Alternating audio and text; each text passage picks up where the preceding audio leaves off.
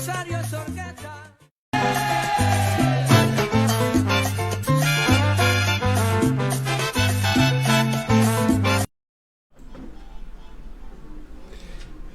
¿Qué tal? Bienvenidos y bienvenidas. Yo soy Aldo Hermenegildo y esto es No hay cama para tanta gente por la señal de Barrio TV. Hoy es jueves 7 de enero y empezamos el 2021, el llamado año del Bicentenario. ¿Por qué? Porque el Perú cumple 200 años de república. Y yo no sé realmente si es motivo para celebrar, para llorar, para reír. Como verán, no he podido resistir y como tuvimos un pequeño retraso, no me quedó más remedio que avanzar con el Cuba Libre para intentar acompañar estas reflexiones del día de hoy. Como sabrán, la noticia del momento es el tema de las vacunas. Hechas a través del anuncio de un mensaje a la nación que a mi modesto criterio fue demasiado rimbombante, ¿no? A diferencia de, el presidente Sagasti parece ser un hombre de extremos. Por un lado puede hablar extensamente de una manera tan arrulladora que hace que sus ministros se duerman, o hace este tipo de apariciones de una suma cortedad para hacer solamente un anuncio y hablar de una serie de cifras con el que, al menos a mí, me resultó mareando, ¿no? Porque finalmente, si nosotros nos ponemos a pensar en este tema de la vacuna, ¿no es cierto? Que además parece ser como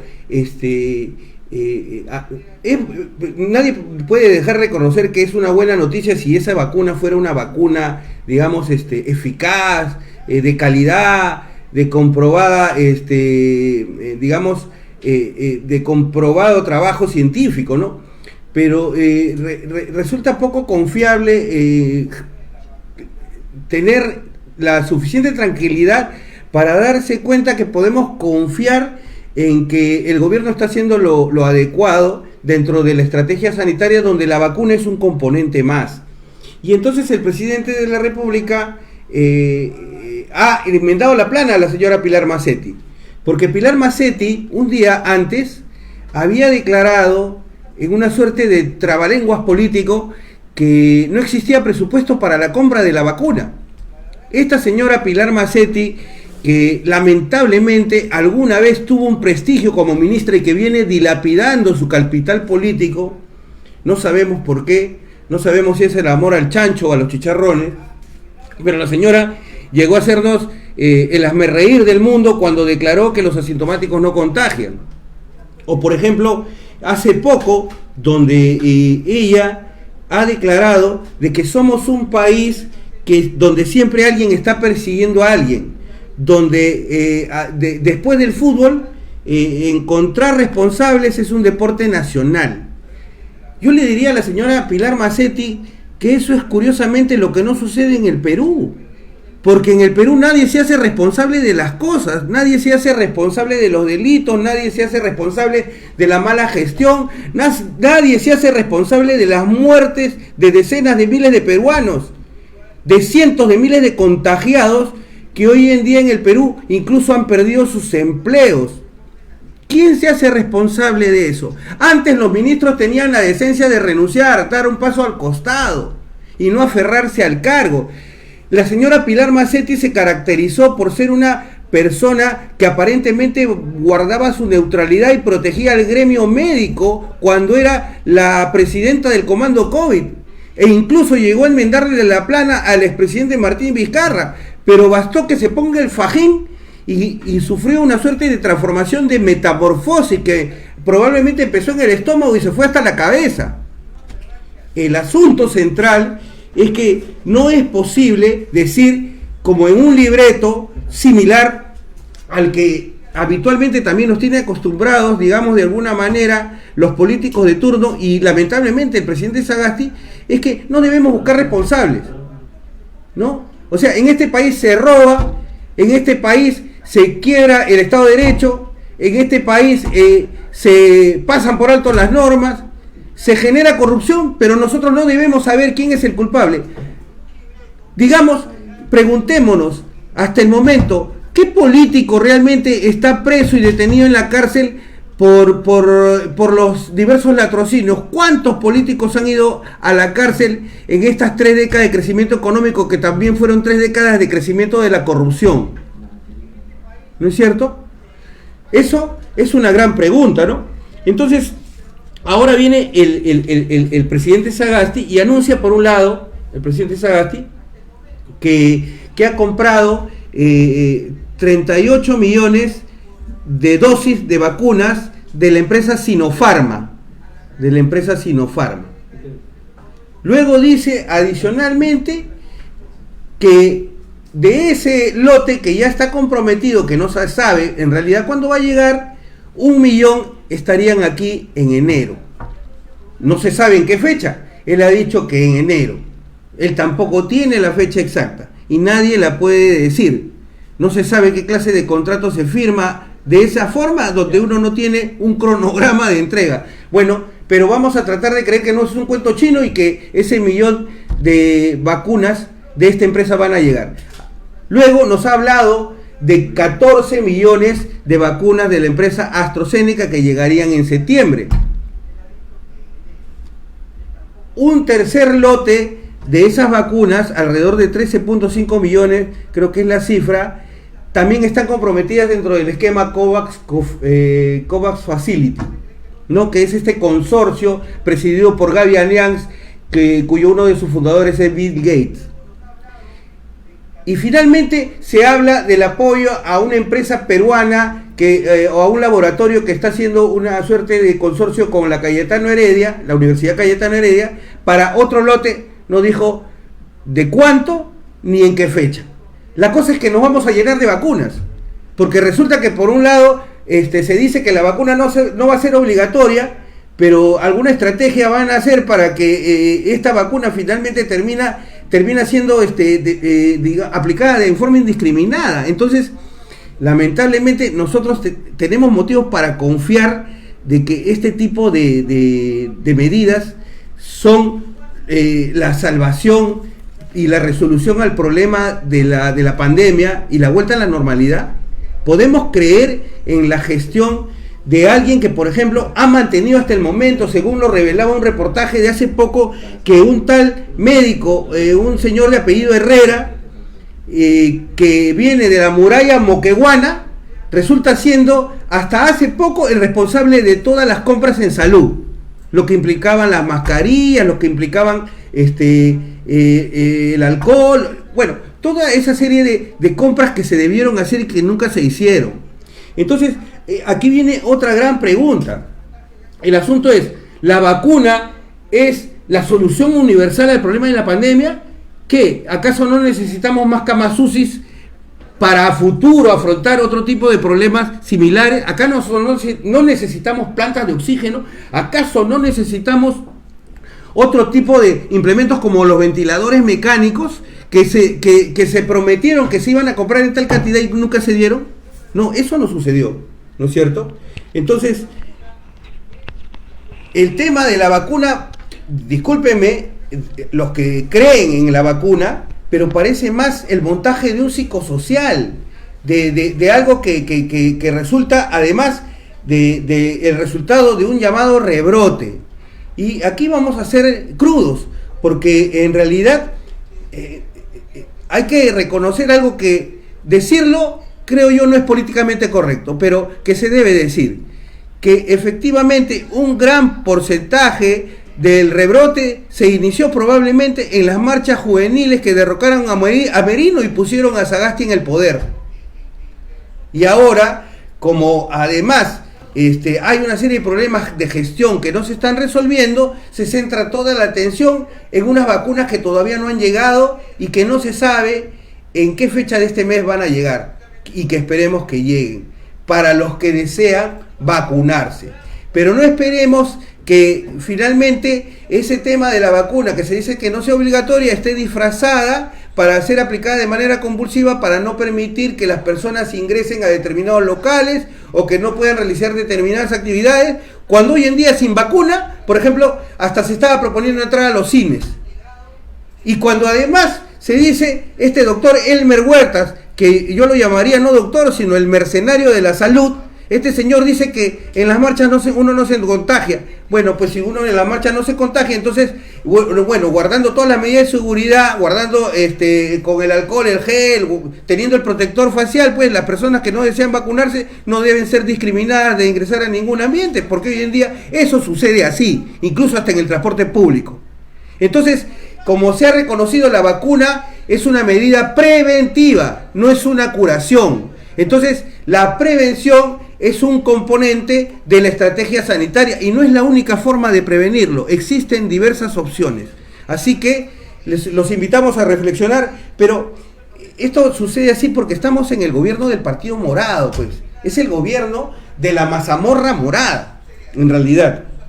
Y lo que se hace es disfrazar, digamos, una serie de problemas de gestión que tienen que ver específicamente hoy en día, por ejemplo, con el tema de la derogación de la ley de promoción agraria y los conflictos que se generaron tanto en el sur como en el norte del país y que han producido hasta el momento varios muertos, inclusive jóvenes que han fallecido por heridas de bala, ¿no? Entonces, qué curioso que el presidente de la República aprovechara el 31 de diciembre para finalizar el año para promulgar esta nueva ley de promoción agraria que aún mantiene en descontento a los trabajadores de las empresas agroindustriales, sobre todo en los temas en los cuales ellos consideran que ellos no deben tener un bono de 30%, sino que ese bono debe ser parte de su sueldo. Y por otro lado, existen otros reclamos adicionales, pero este es un escenario en el que decimos que podríamos repetir una frase de este gran novelista que era George Orwell en su famosa novela Rebelión en la Granja.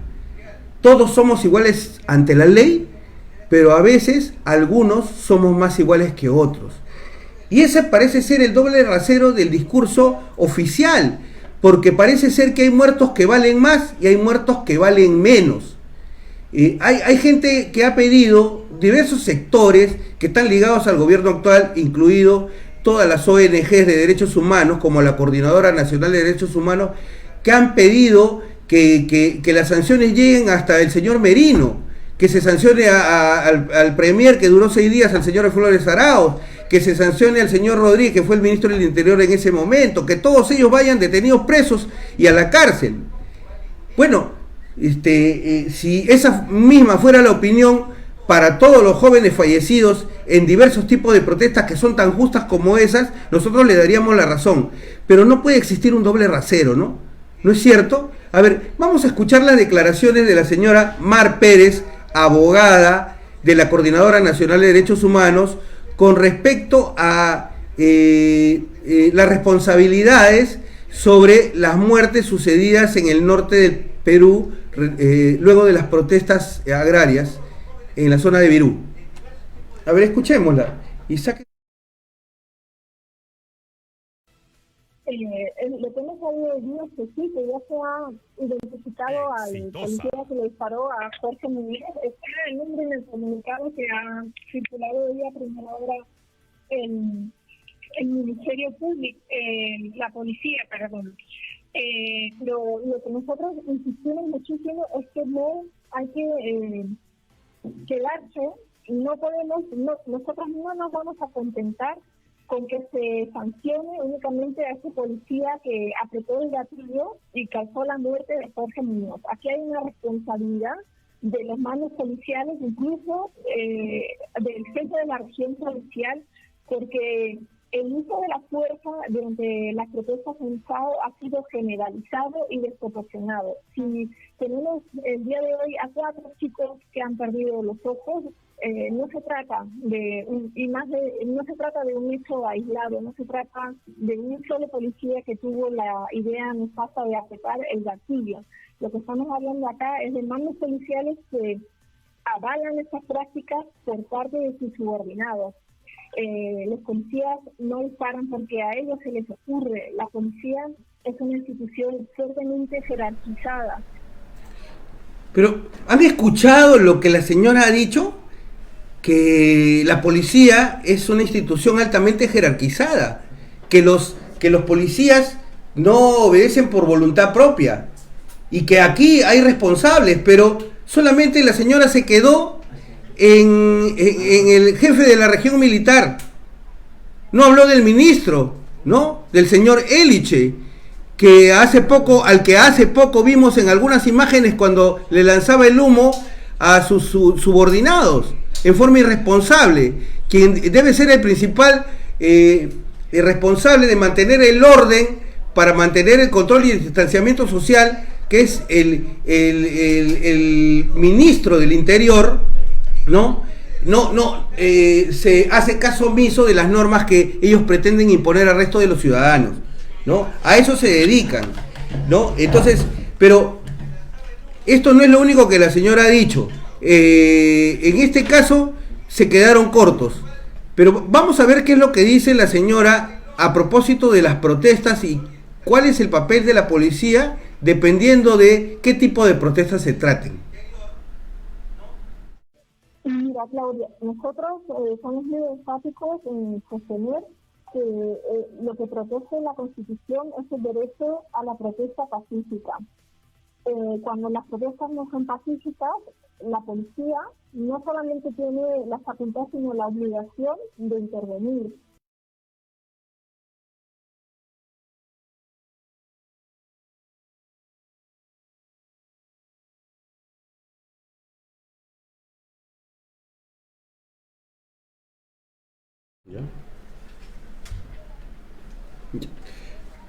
¿Cómo?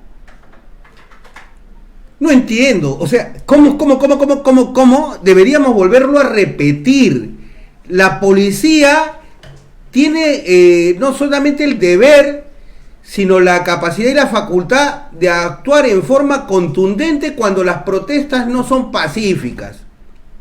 Es decir, que en este caso, claro, se justifica que el señor Eliche siga siendo ministro del Interior, aunque hayan más de 4 muertos, o creo, hasta el momento, eso es lo que tenemos en forma oficial, parecen haber más muertos en el norte del país. Y aquí nadie está pidiendo la renuncia de la primera ministra, de la señora Bermúdez. Aquí nadie está pidiendo la renuncia de Sagasti. ¿Por qué? ¿Porque estos muertos valen menos? ¿Porque estos muertos son muertos de provincias? ¿Porque estos jóvenes, su vida tiene menos valor porque estaban protestando por sus derechos laborales, por la explotación a la que son sometidos a diario por esas empresas que practican un capitalismo salvaje? ¿No? Esa es la realidad. Que haya un sector de gente violentista, como la hubo en las marchas juveniles, eso no justifica, pues, efectivamente, que estos jóvenes hayan sido asesinados por bala, y que además ya se sabe, curiosamente, aquí quién supuestamente sería el policía que disparó, o quién es la persona o el arma de donde ha salido. Y hasta ahora, hasta el momento, qué gran investigación se viene llevando a cabo sobre la muerte de los jóvenes Inti Sotelo y Brian Pintado en la capital de Lima. ¿Qué pasa? El señor Muñoz hasta ahora no explica por qué las cámaras de ese sector del centro de Lima, de la avenida Bancay, con la Colmena, no funcionaron en ese momento. Qué raro, qué curioso, ¿no? O sea, y hasta ahora la policía, que es tan eficiente para encontrar los culpables, no encuentra a ningún culpable. Qué raro. ¿No será que de pronto los asesinos de esos jóvenes no serían policías? Que hay una probabilidad de que hayan sido de repente infiltrados senderistas los que hicieron eso para provocar esta situación en sociedad, de repente, con todos los aliados del gobierno.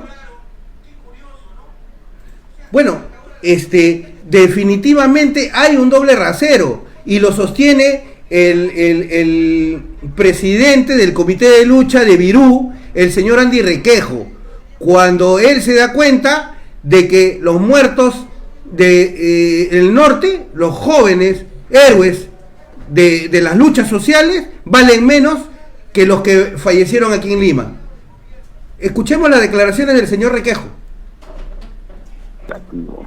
porque te digo, Giovanna, los trabajadores se han sentido traicionados por el Estado, por el gobierno, porque en pleno conflicto con nuestros muertos en la morgue, el presidente dio luz verde a esta ley.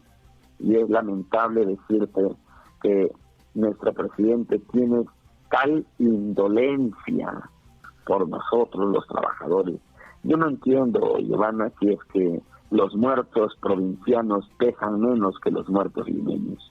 Nosotros hemos sentido gran indignación, porque cuando murió Inti Brian, vacaron un presidente. Aquí ya van muriendo, Giovanna, muchas personas. En la primera protesta que hubo, murió un joven baleado por la policía. Jorge Muñoz. Y murieron dos jóvenes más en un accidente provocado por esta misma situación. Sí. En esta ocasión tenemos 2 fallecidos ahora que el día de hoy estaríamos enterrándolos. Y por proyectil de bala, porque estamos hablando, la lamentable muerte de Inti y Brian fue por perdigones de... ¿Acaso no es indignante? ¿Acaso no indigna? Joven, jóvenes, amigo, amiga, amixer, ciudadano, compatriota, hermano, tú que me escuchas, todos los muertos valen lo mismo, todos los muertos valen igual, porque todos han sido peruanos, muertos en situaciones injustas, incluso los chicos que fallecieron en esa discoteca Resto Bar durante el periodo de Vizcarra.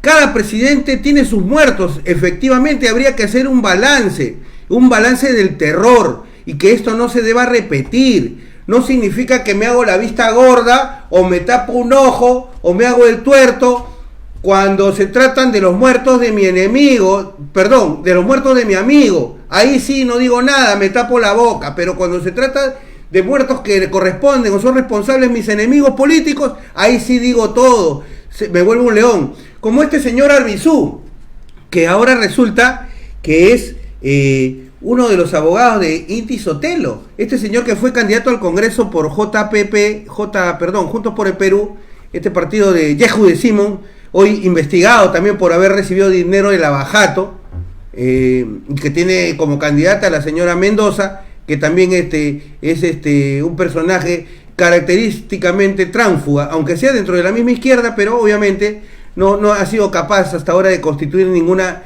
estabilidad política. Entonces, este señor Arbizu, que ustedes deben recordar que hizo un papel bochornoso con un señor Mario Brais, que era, me parece, un periodista de temas económicos en Canal N, y que luego fue candidato por Solidaridad Nacional, un bochornoso incidente donde había el tema del jabón, porque resulta que el señor Arbizu parece que no se baña, y entonces y a él se ofende porque no se bañan los pobres, entonces seré pobre pero limpio, y ese tipo de expresiones absurdas que no conducen a nada. Bueno, este señor está pidiendo pues la creación de una fiscalía especial para Inti Sotelo y Brian Pintado, ¿no es cierto? Claro, para esos señores sí, pero para los que están fallecidos en la zona norte, como ha denunciado el señor Requejo, como lo ha mostrado, que ellos, la población siente que hay peruanos que valen menos, como si fuéramos peruanos de segunda o de tercera categoría. Por favor, señores caviares, mediten en lo que hacen, mediten en lo que dicen. Por favor, los de derechos humanos para todos, no hay que tener doble rasero. Vamos a hacer una breve pausa y vamos a volver con un informe especial sobre el tema de la pobreza, que es un tema, creo que es fundamental, importante entenderlo y recalarlo, ahora que se habla mucho de que el Perú tiene mucho crecimiento económico y a pesar de la pandemia sigue siendo un país muy fuerte, tanto es así que es digno de crédito, de un crédito que va a durar 100 años, ¿no? Entonces, claro, el país ha tenido más de 3 décadas de crecimiento, pero vamos a ver la otra realidad cuando volvamos de la pausa. Por favor, no se muevan, ya volvemos.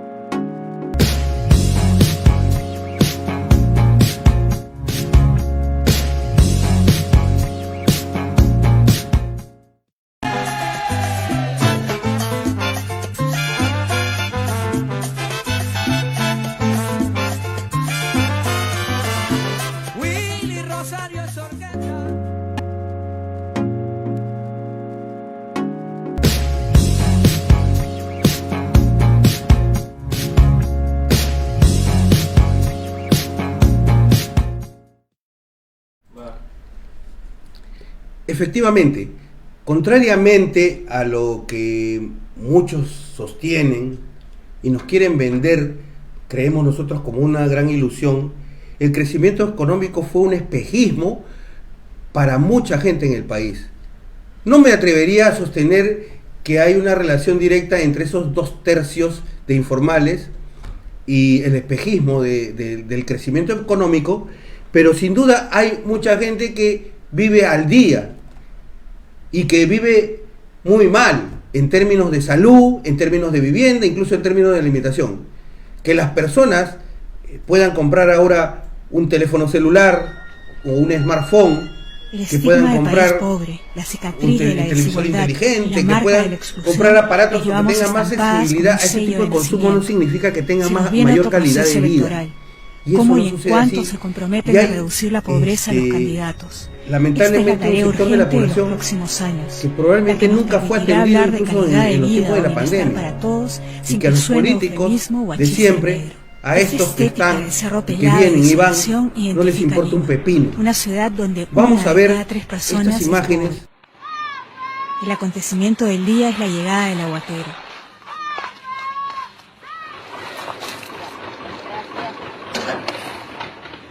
El lujo de hoy, un cuarto de pollo que comparte con sus 3 hijos, con un promedio de $1 diario por cada miembro de una familia en extrema pobreza, nos ubicamos al costado de Kenia y Senegal. Los resultados de la última encuesta presentada por el Instituto Nacional de Estadística arroja un crecimiento de la pobreza en Lima de casi 5% en los últimos 4 años. Todos tenemos nuestros tesoros particulares. En esta casa, la señora María conserva los suyos. Una Petromax oxidada, sus patos.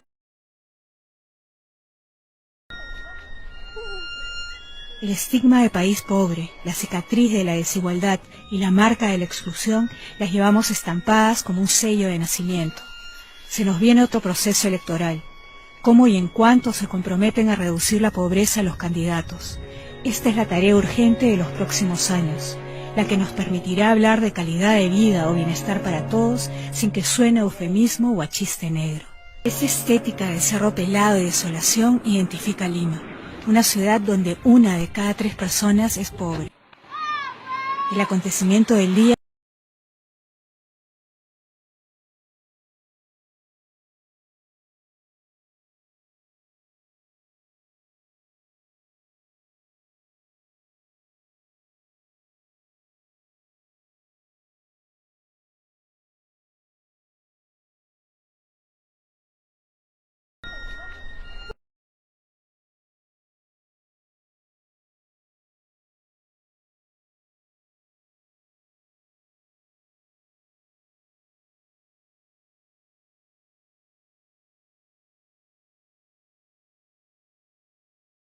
desesperada que ya había perdido la capacidad pues hasta de sostenerse, pero aquí no se dio eso, ¿no? Y ahora, ¿cómo es posible que después de 3 décadas de crecimiento entre 7 u 8 millones de peruanos no tengan agua, no tengan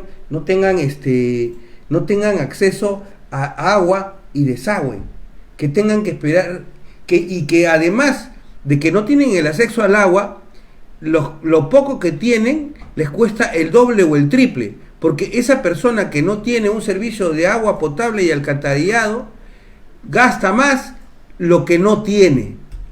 Entonces es una realidad triste, es una realidad que debe preocupar a los políticos de turno, es una realidad que no se escucha hablar a ningún candidato, en realidad, porque nadie quiere hablar de estos temas como para tratar de invisibilizarlo, para seguir vendiendo la idea de que el Perú es un país de renta media.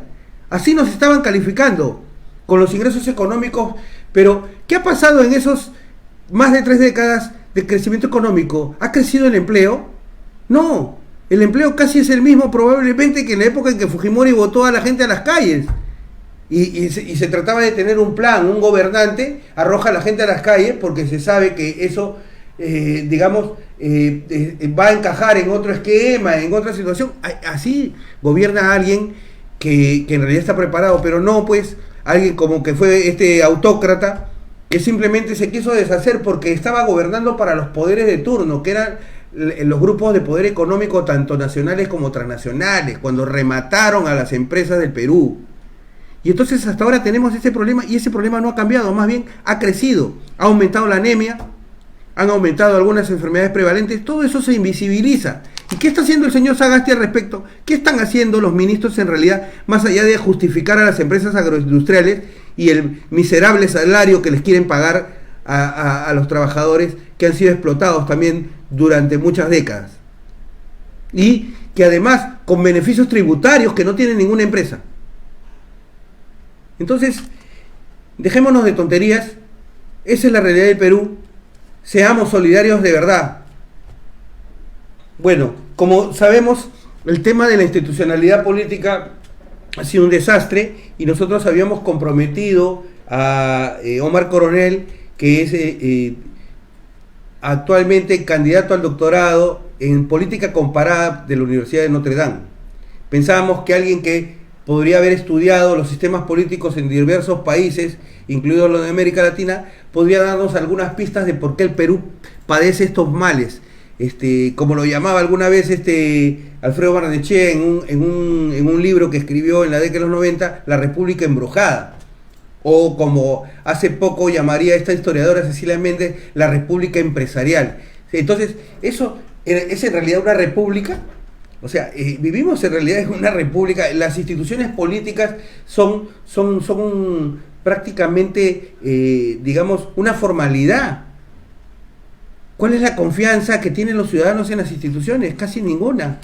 El Poder Judicial, el Congreso, ¿qué? El Poder Ejecutivo tal vez cuando, por esa vocación a veces que tenemos en una cultura tendiente al mesianismo, por los factores religiosos, siempre tratando de encontrar un salvador, un mesías, y siempre tratando de encontrar del otro lado el depositario de los males nacionales, ¿no? O el momento en el que se jodió el Perú, la famosa frase de Zabalita en Conversación en la Catedral de Mario Vargas Llosa.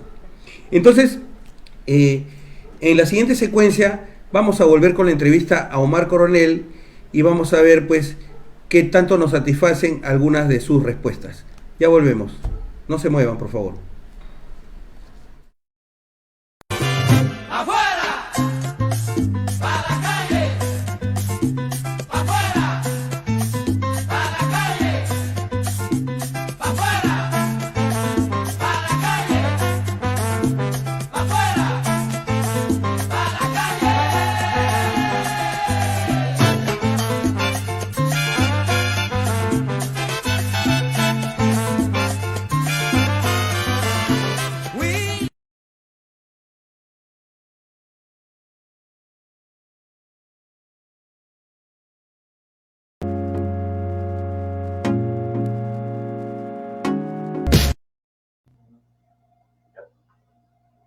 Como todos sabemos, la democracia no es un régimen perfecto.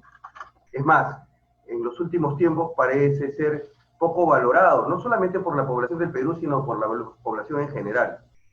Ahora, a eso se añaden determinados problemas de institucionalidad política que hemos tenido en el país. 4 presidentes en 4 años, un parlamento disuelto, 4 pedidos de vacancia, una renuncia, 2 renuncias en general. Estamos conectados con Omar Coronel, máster en Ciencia Política y candidato al doctorado de Ciencia Política por la Universidad de Notre Dame. ¿Qué tal, Omar? ¿Cómo estás? ¿Qué tal? ¿Qué tal, Aldo? Un placer estar aquí en tu programa y conversando sobre estos temas que sí me parecen urgentes. Sí, bueno, en términos concretos, estamos haciendo este programa un poco haciendo un recuento de lo que ha sido todo este año, un año sumamente accidentado. El tema aquí de fondo es ¿qué tanto impulso han tenido las reformas políticas? Porque los conflictos fundamentales y centrales se dieron a lo largo de todo el año entre el Ejecutivo y el Parlamento. El Ejecutivo representado por diversos personajes y el Parlamento también, ¿no? Cambiados. Pero ¿qué avances reales hay ahora que se avecinan las próximas elecciones en términos de reforma política? ¿Cuál es tu visión del tema? Son muy pocos, ¿no?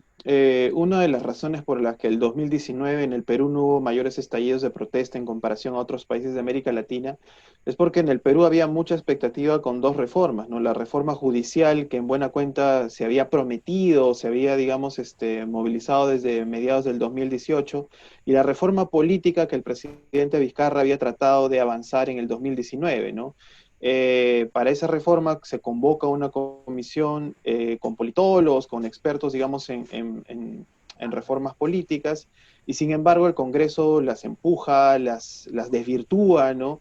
Y al final, digamos, una vez disuelto el Congreso y con el nuevo Congreso tampoco hubo mayores avances sustantivos, ¿no? Se han pasado algunas cosas como el tema de la paridad, se ha tratado de avanzar con el tema de la inmunidad, aunque con algunas deficiencias todavía, y esos creo que son avances importantes, y para las próximas elecciones, las del 2026, probablemente vayamos a ver algunos de los frutos de algunas de estas reformas, ¿no? Como por ejemplo la promoción de la democracia interna dentro de cada partido, pero todo esto es, claro, todo esto es muy poco, digamos, frente a lo que se esperaba, ¿no? Ese es un tema que justamente quería abordar contigo.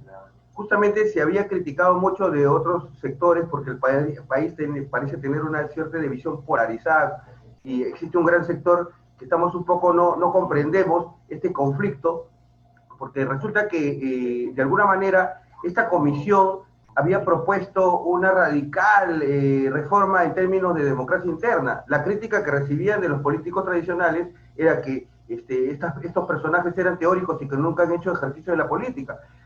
En cierto modo, se obligó a unas elecciones internas y ahora resulta que creo que el 70 o 80% han tenido listas únicas, candidatos únicos, y aún así, a pesar de eso, han tenido una votación que no superaba el 5, el 6, 7%. ¿Qué es lo que sucedió con eso? O sea, ¿qué es lo que está pasando según tú? Sí, esa es una muy buena pregunta, ¿no? Y claro, las reflexiones teóricas son teóricas justamente porque se basan en evidencia empírica, ¿no? La ciencia política lo que hace es recoger experiencias de múltiples países en distintos periodos y tratar a partir de ello de tener algunas recomendaciones que puedan llevar a buen puerto. Y sin embargo, sí, o sea, lo que se esperaba, digamos, un resultado de este tipo. La idea no es que la reforma de democracia interna tenga frutos inmediatamente, sino que a lo largo del tiempo se vaya consolidando, se vaya institucionalizando esta práctica, ¿no? Empujando a los partidos a que tengan mayor democracia interna. Pero también es que esta política o esta parte de la reforma no funciona sin otras partes de la reforma, ¿no? Para poder avanzar y tratar de institucionalizar el sistema de partidos, no solamente se puede utilizar una pieza como es esta de fomentar las elecciones internas, sino de tratar más bien de consolidar partidos a través de, por ejemplo, evitar el voto preferencial y otro tipo de medidas que lo que buscan hacer es tratar de consolidar el sistema, ¿no? Sin todas estas partes del reloj, no funciona, digamos, suficientemente bien la reforma. Ahora, y sin embargo, claro, a corto plazo, evidentemente vamos a ver, tenemos ahorita, por ejemplo, 24, 23 candidatos en pugna. Eso, digamos, no se va a resolver en el corto plazo, ¿no? La idea de la reforma, y aún de una reforma más fuerte que no se llegó a implementar, era cambiar esto en un proceso, digamos, de mediano plazo, ¿no? Y sin embargo, a mí me parece destacable encontrar que en algunos partidos sí ha habido alguna competencia, ¿no? Como en Acción Popular, en el Partido Morado, o inclusive en otros partidos como el APRA, ¿no? O sea, el hecho de que haya habido algún tipo de disputa interna. La gente duda también incluso de estos procesos, ¿no? Hay mucha suspicacia, porque se dice que de alguna manera estas competencias ya también están como digitadas previamente, ¿no? O sea, todo es una cultura de suspicacia, y además, justamente eso te quería decir. ¿Tú no crees que de alguna manera esto es el resultado de un esquema político que heredamos del fujimorismo, esta suerte de ampliación de la democracia tan radical que genera que todo el mundo quiera participar? Es más, tengo en mis manos este libro, ¿no? Que tú lo conoces, de hecho es un pequeño ensayo escrito por Steven Levitsky y Marco Zabaleta, donde ellos señalan justamente la famosa tesis de que la democracia peruana sobrevive sin partidos y que lo que abundan son agentes libres, los outsiders, los novatos. Y al menos desde este programa no nos parece que la reforma política esté resolviendo demasiado ese asunto. Más bien hay una suerte de formalidad o de cuasi representación entre el ciudadano y estas agrupaciones que en realidad no son partidos propiamente dichos, sino más bien en muchas ocasiones clubes electorales. ¿Qué es lo que dice? O coaliciones de independientes, como lo dijo Mauricio Zabaleta en su libro del 2012 o 2013, ¿no? Ese Sí, sería el modelo o sea, PPK, ¿no? El modelo PPK, coalición de independientes, ¿no? O el fujimorismo sí, también, de cierta forma. sí, sobre todo al inicio el fujimorismo lo fue y luego intentó ser un partido y fracasó. Pero claro, la idea la herencia del fujimorismo es justamente que se revienta el sistema de partidos en Perú. No solamente ocurrió en Perú, ocurrió también en Venezuela a finales de los años 80, inicio de los años 90.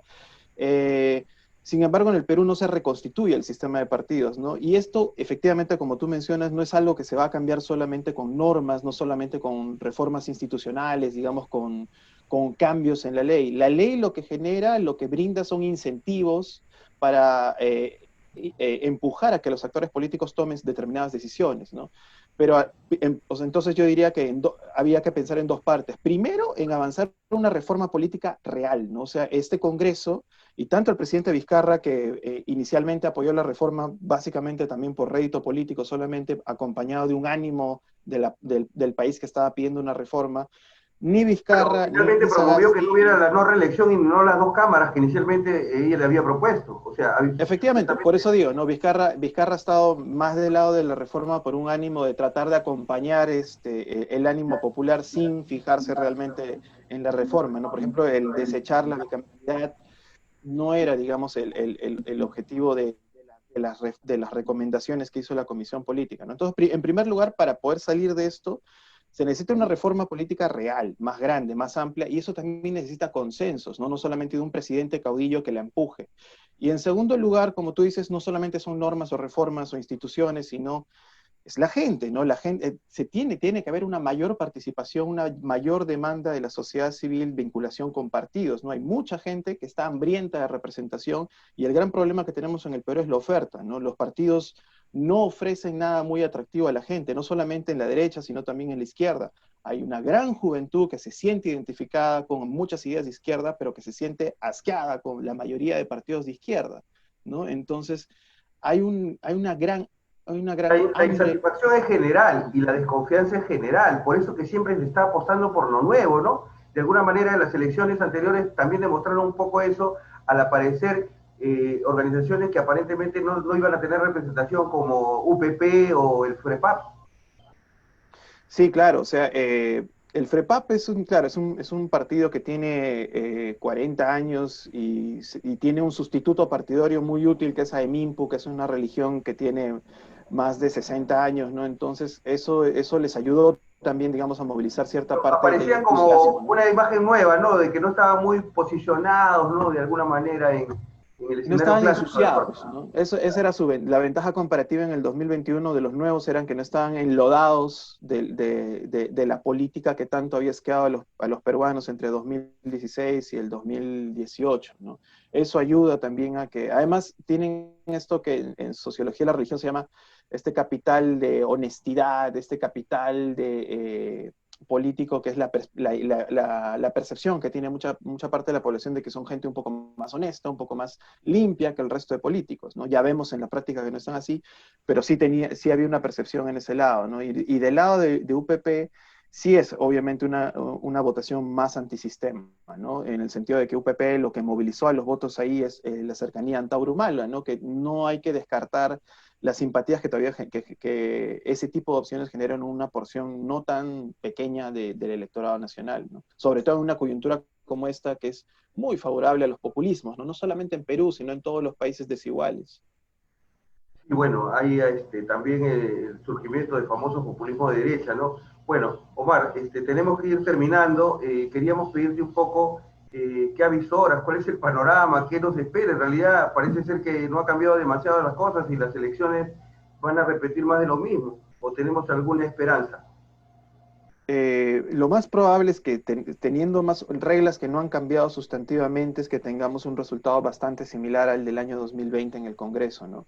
La única variación que hemos tenido ahí, yo diría que hay dos variaciones, ¿no? En primer lugar, la pandemia. La pandemia lo que ha hecho es incrementar las múltiples desigualdades que tenemos en el país, lo cual ha incrementado un malestar que ya estaba ahí a fuego lento hace muchos años. Y en segundo lugar, el golpe congresal y el estallido de protesta que hemos tenido en noviembre, ¿no? Ese estallido ha politizado a un sector de la juventud que nunca antes se había detenido a pensar en temas políticos.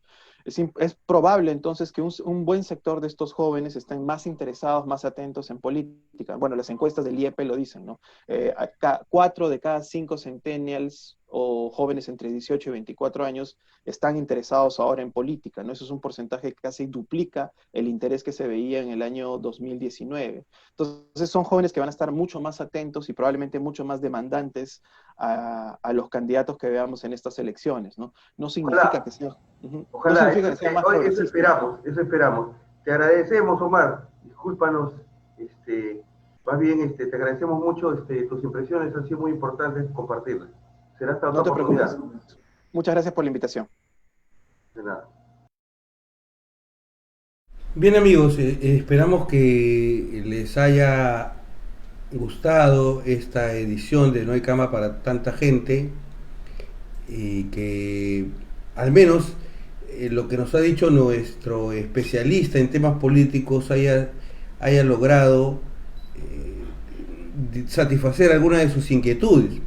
Solo queremos decir en esta última línea, y para que no se nos tilde de que nosotros tenemos alguna inclinación, en principio resaltar que nosotros no estamos no les creemos a ningún político, para empezar. Y también estamos descontentos de la forma como se viene informando en la gran prensa de concentración, cuyo símbolo central es el trome, y del otro lado el comercio, el trome, esa gran contribución a la cultura nacional, ¿no?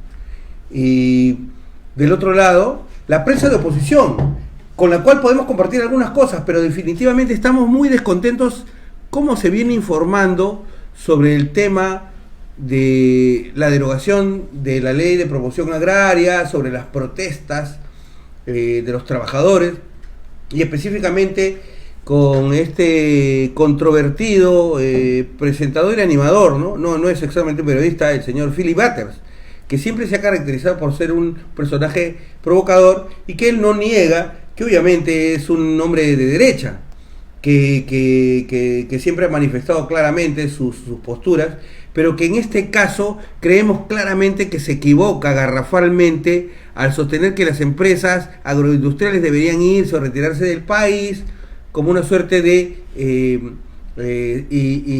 postura de insatisfacción frente a las protestas de los trabajadores. Nada más nefasto que esa recomendación y nada más revelador de una prensa que también consideramos amarilla, igual que la de Canal N, la de Canal 4, la de Canal 2, la de Canal 9, todos están de alguna manera ahora alineados a pesar de sus diferencias con respecto al problema de los trabajadores. Y en este canal, y específicamente en este programa, siempre le vamos a dar una voz real y verdadera a los trabajadores y siempre vamos a estar del lado de las luchas de los trabajadores cuando son justas y son necesarias. Entonces, con eso, y invitándolos a que el día sábado nos acompañen a las 6 de la tarde, y que también puedan compartir el programa de nuestro amigo Jorge Rueda en Habla Barrio, que este sábado va a ser un programa muy bueno. Con eso nos despedimos hasta la siguiente edición. Muchas gracias por vernos.